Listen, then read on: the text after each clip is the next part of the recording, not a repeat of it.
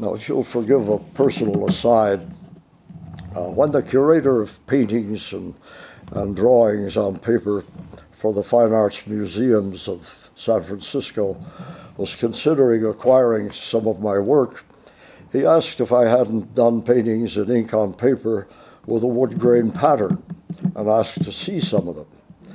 The first wood grain accident, which I originally have decided to toss out, led to the acquisition of 2 large ink paintings by the San Francisco museums. The Seattle Museum also had acquired one of the early grasshoppers.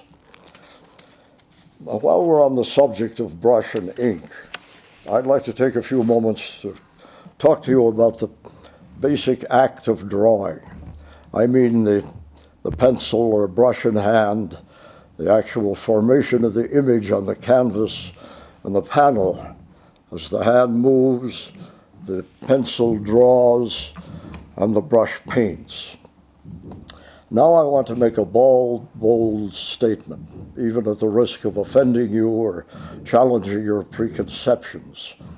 I want to say that in the discipline of the hand at drawing, the brush is an instrument superior to the pen, pencil, charcoal, or crayon, with the proviso that the movements of the hand and brush are guided by practice in the ancient art of Chinese or Japanese calligraphy. Aha, you'll say, he's nuts on the subject, forget it. I reply, no.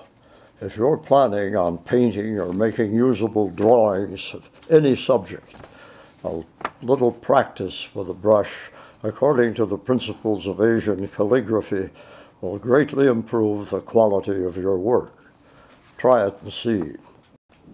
Now look here, in employing the custom of Western graphic art, the pencil or the charcoal stick is held between thumb and forefinger and controls the drawing instrument with movement which is highly restricted, curbed by the pressure of the hand on the pad or drawing board, or even, I venture to say, on the pressure of the brush to the canvas of those elegant easel paintings from Giotto to de Kooning.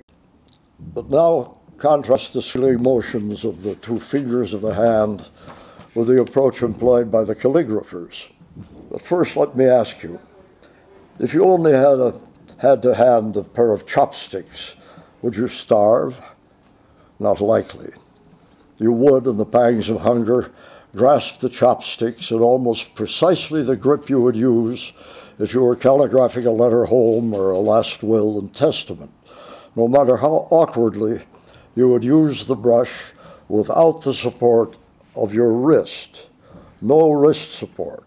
With a brush, the movement of the stroke making the mark from the brush is from the elbow and the shoulder.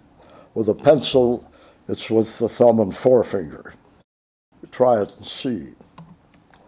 I haven't done research on this. I've only noticed what happened when I tried to learn calligraphy and enrolled in a course of Japanese Zen calligraphy taught by the Reverend Hodo Tobase, the Buddhist abbot of the Soto Zenshu. He was the 54th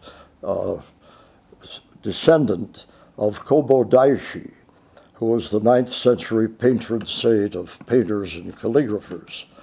Now I understand that the Reverend Tobase is the head of 11,000 temples and 11 million members of the Soto Zenshu in Japan. In San Francisco, he taught me to wield the brush.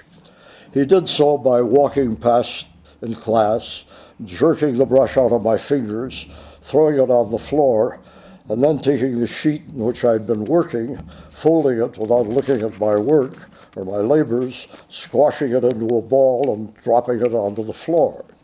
My apprenticeship as a painter began at that moment.